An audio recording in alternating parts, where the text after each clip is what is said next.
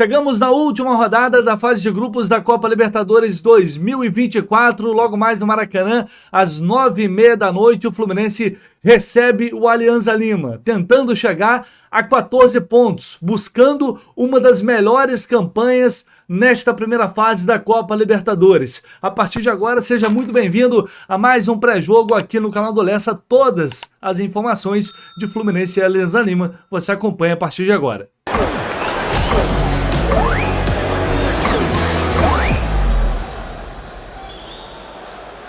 O Fluminense está classificado, como a gente já sabe, tem o primeiro lugar garantido no grupo, mas é por isso que o jogo não vale nada hoje à noite, muito pelo contrário. Terminar na primeira colocação e com uma pontuação alta significa ter vantagem a partir das oitavas de final. Claro, depende do desempenho de outros adversários também, mas se tiver ali uma das melhores campanhas, o Fluminense vai ter a possibilidade, ou uma possibilidade maior, de decidir a classificação em casa a partir das oitavas de final até a semifinal. Como funciona isso? Eu vou colocar para vocês aqui na tela a tabela aqui do GE na fase de grupos. A gente está vendo aqui o Fluminense com 11 pontos, liderando o grupo A. Você vai para o grupo B, tem o Tajeres com 13. Se o Fluminense ganhar, vai a 14. Então o Tajeres vai pegar o São Paulo no Morumbi. O São Paulo, eu acho que tem uma boa chance de ganhar do Tajeres. Então o Fluminense ultrapassaria o time argentino. O The Strongest vai enfrentar o Grêmio. É outro que, se ganhar, vai a 13 pontos. O Fluminense iria a 14. O grupo D já foi disputado a sexta rodada. Ninguém chega nessa pontuação. No grupo E, o Bolívar também, o grupo E já está fechado, já está definido, jogaram ontem, o Bolívar ficou com 13 pontos. No grupo F, aí tem o Palmeiras com 13, deve ganhar o São Lourenço. É provável que ganhe. Mas se empatar, vai para os critérios ali de desempate. O Palmeiras tem 4 vitórias, tem um saldo de 9. O Fluminense tem 3 vitórias, tem um saldo de 3 gols. Então o Palmeiras, caso empate ali, tem uma certa vantagem. No grupo G, o Atlético já tem 15 pontos, já tem certamente aí uma das melhores campanhas. No grupo G, o Atlético já bateu 15 pontos, não tem como alcançar mais. E no grupo H, o River tem 13 e deve ganhar do Táchira também, chegar a 16 pontos. Então, olhando para esse cenário, Fluminense, chances reais de fato, o Fluminense pode ficar, briga ali para ter a quarta melhor campanha nesta fase de grupos, e aí vai para as oitavas de final, tendo a possibilidade de definir em casa, no Maracanã, a classificação contra todas as equipes classificadas, à exceção, provavelmente, desses 3. Para isso, eu acho que muita gente dá uma importância muito grande a essa questão de decidir em casa, para outros isso não tem uma relevância muito grande, até porque, assim, não adianta levar uma porrada também no primeiro jogo, uma goleada, é complicado, tem que fazer um bom papel fora de casa. Tem gente que não acha que isso não tem tanto peso. Eu, particularmente, prefiro decidir sempre em casa, decidir no Maracanã. E você? O que você prefere? Deixa aí nos comentários também. Bom, e assim, se tudo, absolutamente tudo der certo, o Fluminense poderia ficar até com a segunda melhor campanha. A estreia nesta Libertadores foi lá em Lima, justamente contra o Alianza, um empate em 1-1, um jogo que não foi tão bom, abaixo daquilo que a gente imaginava. E hoje, o que esperamos, com o apoio da torcida, com o Maracanã como o público, o que esperamos é nada menos que uma vitória. O Fluminense tem um time muito melhor, tem um time superior, joga dentro de casa, então não há outro resultado que interesse, que seja satisfatório, que não seja vitória, mas claro, tem que fazer isso prevalecer dentro de campo. O Fluminense vem de 2 vitórias consecutivas, pode chegar à terceira, algo que não acontece desde fevereiro, e para além do resultado, um bom desempenho, uma boa atuação, um time jogando com mais intensidade, com mais agressividade, dominando o adversário do início ao fim, o Fluminense mais consistente dentro do jogo. Eu acho que está na hora, ou melhor, já até passou da hora da gente conseguir aliar vitória com bom desempenho. É claro que nem sempre eles andam juntos, nem sempre dá para ganhar, jogar bem, e às vezes joga bem e perde, faz parte, mas em alguns momentos é possível. E principalmente quando você consegue estabelecer ali uma regularidade de boas atuações, e o Fluminense está precisando muito disso. Então tomara que tenhamos uma grande atuação logo mais no Maraca. Fluminense que nunca perdeu para o Alianza Lima na história até hoje. Né? Primeiro confronto por Libertadores foi justamente esse da estreia, o restante de jogos amistosos, Fluminense nunca perdeu. Vamos à provável escalação Vamos à provável escalação da KTO para o jogo desta noite e teremos novidades, hein? Mas antes, como sempre, vou deixar para vocês aqui a dica da KTO para o jogo de hoje. E olhando aqui, a Vitória está pagando 1,46. Eu achei que essa odd fosse até mais baixa, tá? Sinceramente. Mas tem o Adão aqui, o Fluminense, para marcar em ambos os tempos. Acho bom isso aqui, tá? 2,23. A dica para esse jogo, da minha parte, é esse aqui. 2,23 para o Fluminense marcar no primeiro tempo e também no segundo tempo. Vai lá na KTO, se você não tem cadastro ainda, ajuda demais, faz seu cadastro rapidinho, utiliza o cupom JORNADA, você vai ter 10%, aliás 20% de bônus no seu primeiro depósito, utilizando o cupom JORNADA. Lá na KTO não tem enrolação, não tem essa conversa que depois você faz o depósito, você tem que ficar lá, né, apostando até completar valor X, não tem isso. Depositou, você ganha 20% de bônus e fica livre para fazer o que quiser. Claro, sempre com responsabilidade, nunca apostando aquilo que você não pode apostar, afinal de contas, acima de tudo, é uma brincadeira. Então vai lá na KTO, você ajuda muito aqui o canal do Leste fazendo seu cadastro, utilizando o cupom. Essa parceria tem sido fundamental para a gente neste ano de 2024, para o nosso Jornada KTO 1902. Então conto com vocês, corre lá.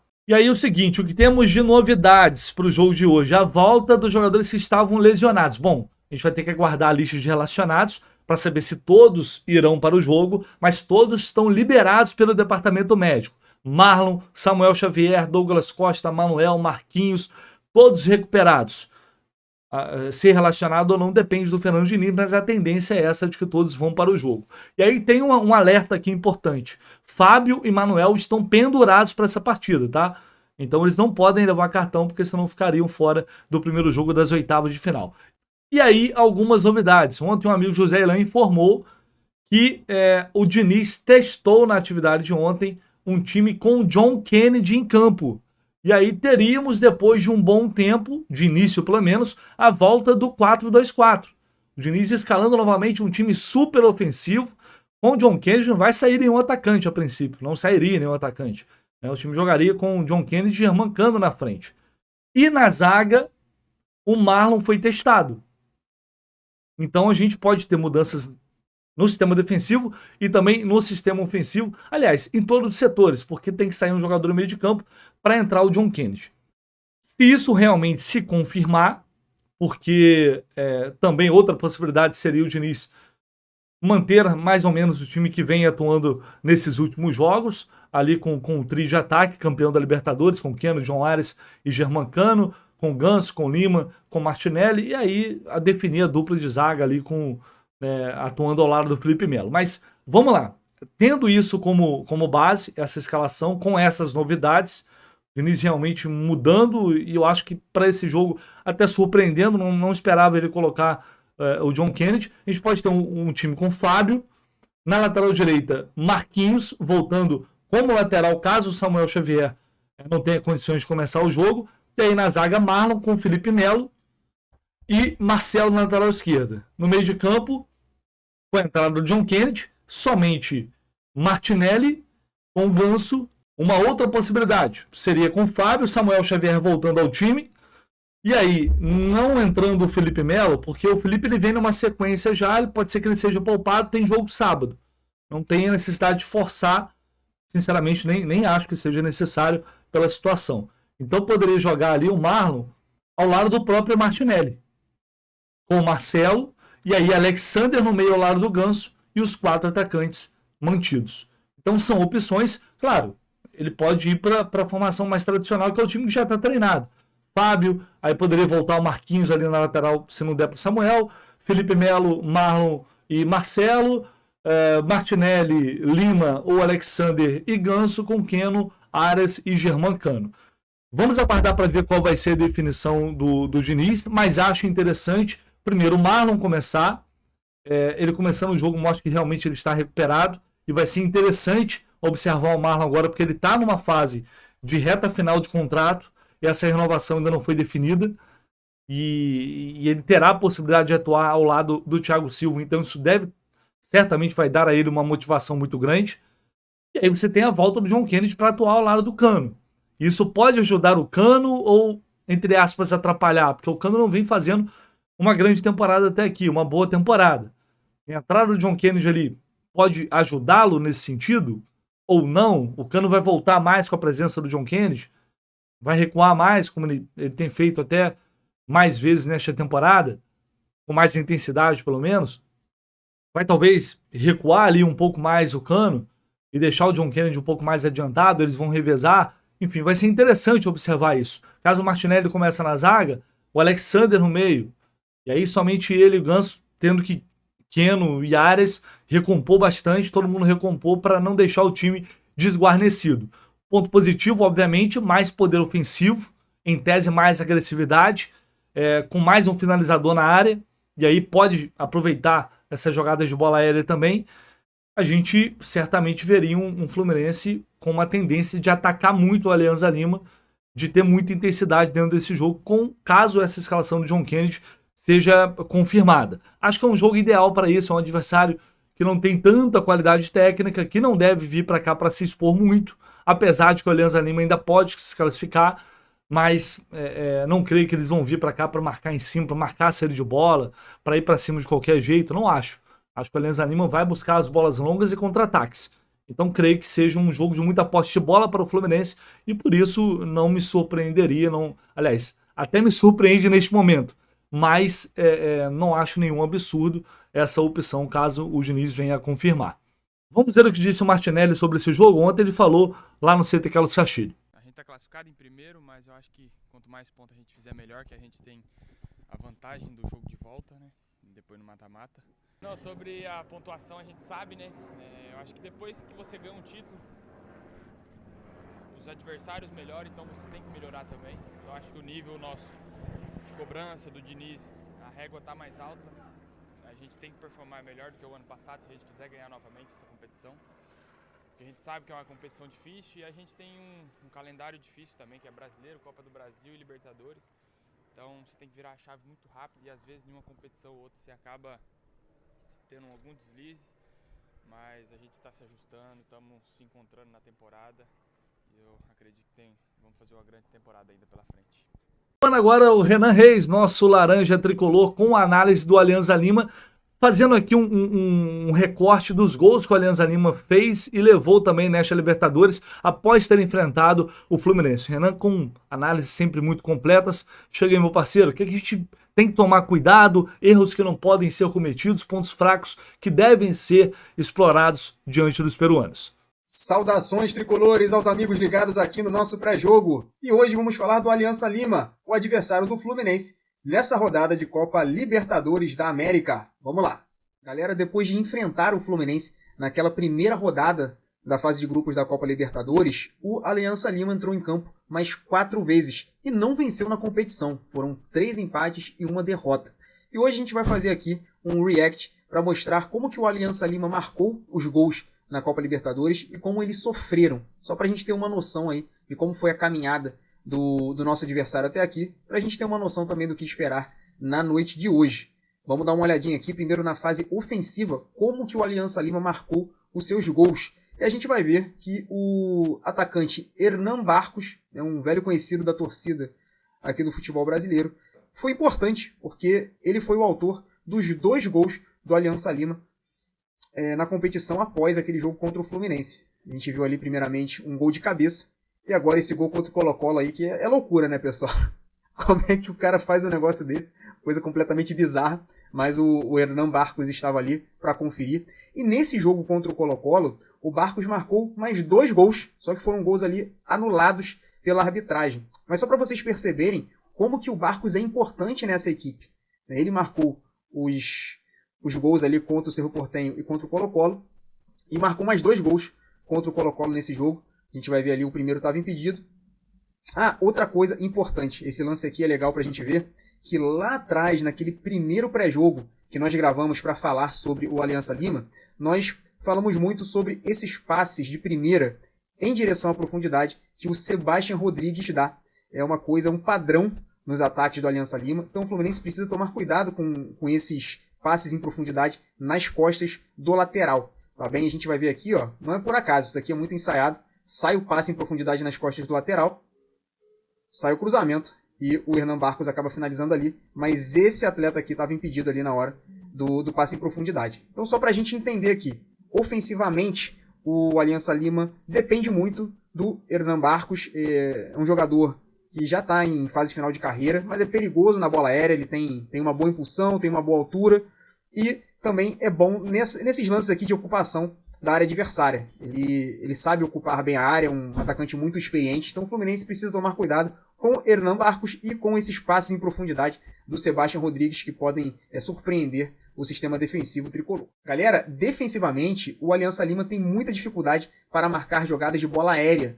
Todos os gols sofridos pela equipe peruana na Copa Libertadores surgiram dessa maneira, surgiram de bolas alçadas ali na área. Outra coisa importante, precisamos falar sobre o Ramos. Naquele primeiro pré-jogo, eu apontei o Ramos como um dos pontos fracos dessa equipe. O Fluminense acabou que pouco atacou a equipe peruana, nós não conseguimos forçar ali o jogo no Ramos, mas eu espero que isso mude na noite de hoje, porque é um zagueiro que comete muitos erros, falha demais, né, um zagueiro de pouco refinamento técnico, então o Fluminense precisa investir o jogo ali em cima do Ramos. A gente vai ver aqui, ó, que ele está com um perfilamento corporal completamente desvantajoso. Se essa bola for cruzada aqui nas costas dele, ele não vai conseguir chegar, e foi justamente o que aconteceu. E a gente vai ver que na hora que ele faz o giro, ele gira ainda pro lado errado, porque aqui ele perde contato com a bola. Ele teria que girar sobre o outro ombro para aí sim ter contato com a bola e tentar cortar ali o cruzamento. Mas como ele já havia adotado um perfilamento completamente desvantajoso, ele manteve ali o padrão ao girar para o lado errado, perdeu o contato visual com a bola,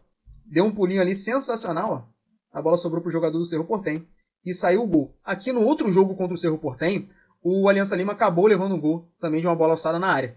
A gente vê ali que sai o cruzamento e sai o gol. Contra o Colo-Colo, a mesma coisa. Sai o cruzamento e o Vidal faz o gol de cabeça. Então a gente vê que é uma dificuldade desse time do Aliança Lima. Eu até separei para vocês aqui um outro jogo do Aliança Lima, que foi o último jogo que eles fizeram no Campeonato Peruano. Eles levaram também um gol de cabeça, ali um gol de escanteio. E numa jogada que a gente vai ver aqui, ó, que o Aliança Lima, pelo menos nessa partida, adotou uma marcação quase que 100% zonal dentro da área. A gente vê aqui, ó, 2 jogadores marcando o primeiro pau, um jogador marcando o segundo pau, e alguns jogadores aqui próximos à entrada da pequena área. Não vai ter nenhum bloqueio nesse atleta aqui adversário. E é uma coisa interessante, né? Quando você marca ali essas jogadas de escanteio, é sempre interessante mesclar a marcação zonal com a marcação individual, porque é justamente a marcação individual que vai efetuar o bloqueio nesse atleta que vem correndo, para que ele não entre em vantagem cinética e consiga correr e cabecear ali, dando um impulso e entrando muito forte na jogada. É muito difícil você marcar alguém que vem correndo, né? Principalmente o jogador que está parado, ele entra em desvantagem nesse tipo de duelo. E foi justamente o que aconteceu. Prestem atenção, ó. Esse jogador, ele vai correr, não tem marcação nele, não tem bloqueio, o goleiro sai mal e ele faz o gol de cabeça. Então, pessoal, nós sabemos que o Fluminense ele não é muito forte nas jogadas aéreas, porém, na rodada passada da Copa Libertadores, Paulo Henrique Ganso fez um gol de cabeça. A gente lembra que ele fez o gol ali da vitória do Fluminense, então é uma coisa que o Fluminense pode investir, aí pode cruzar bastante bola na área, porque o Aliança Lima tem dificuldade para marcar esse tipo de jogada. Vamos ver aí o que o Fernando Diniz vai preparar para a partida de hoje. É isso aí, galera. Espero que vocês tenham gostado de mais um pré-jogo. Tamo junto para cima deles hoje e saudações tricolores. Valeu! Agora eu chamo aqui rapidinho meu amigo Felipe Quilopana, do jornal Peru 21. Ele que é um brasileiro, nasceu aqui no Brasil, já está no Peru há muitos anos, é jornalista, cobre lá não só o Alianza Lima, mas outros clubes também. E ele chega agora para informar, trazer um pouquinho de informação do Alianza Lima, que chega pressionado, podendo demitir treinador, desfalcado, enfim, não é o momento bom da equipe peruana. Fala aí, Felipe. Oi, Victor, tudo bem? Desde o último jogo, aquele empate 1-1 entre Aliança Lima e Colo-Colo pela quinta rodada, Aliança Lima jogou mais 2 vezes. Jogou em Lima contra o Deportivo Garcilaso, ganhou 3-2, e depois foi até o Cusco, viajou até o Cusco, até a altura do Cusco, e ali perdeu por goleada 3-0.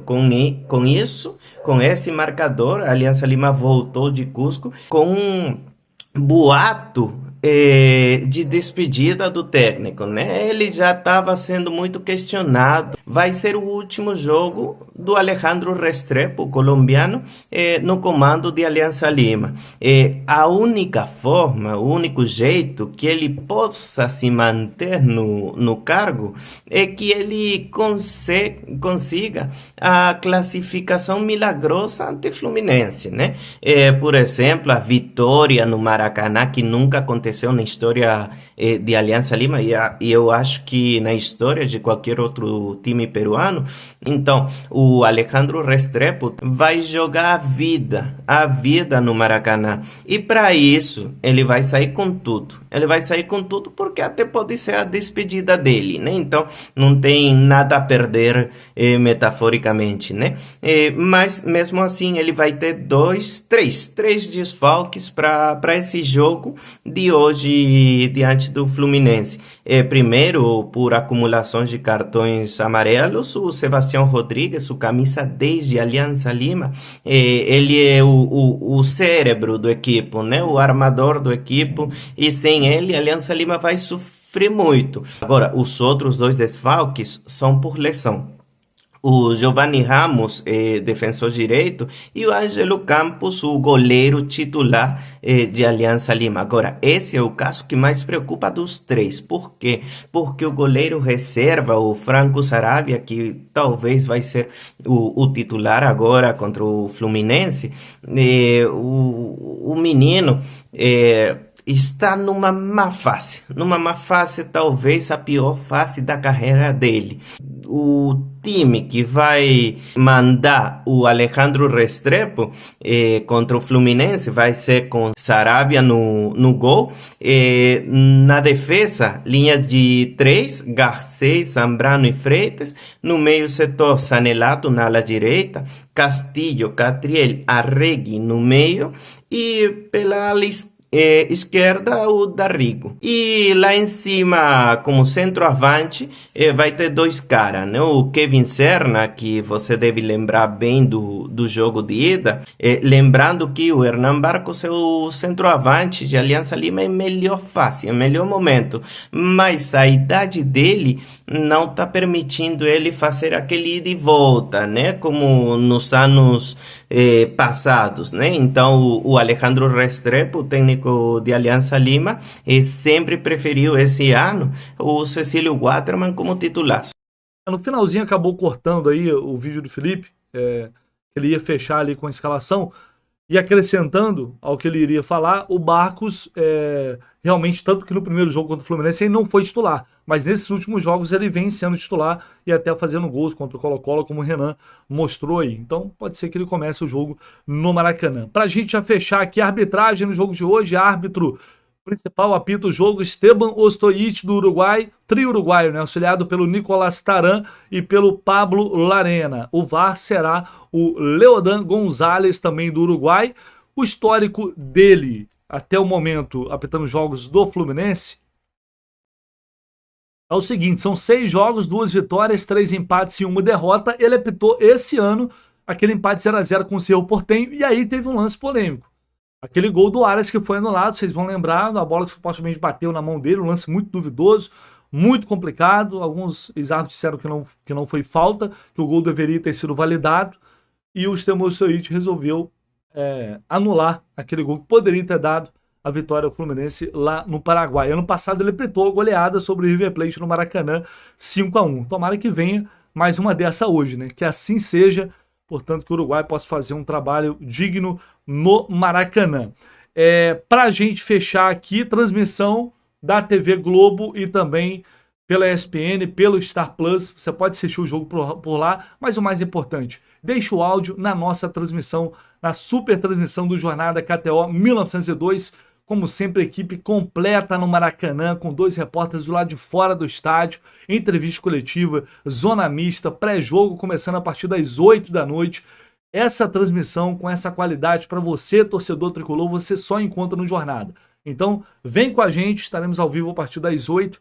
Pode assistir o jogo lá, não tem problema nenhum, mas deixa o áudio, que aí você vai acompanhar uma transmissão 100% tricolor, voltada para você, torcedor do Fluminense, que logo mais tenhamos uma grande vitória, um grande jogo no Maraca. Espero por vocês, estamos juntos, um abraço, até mais tarde.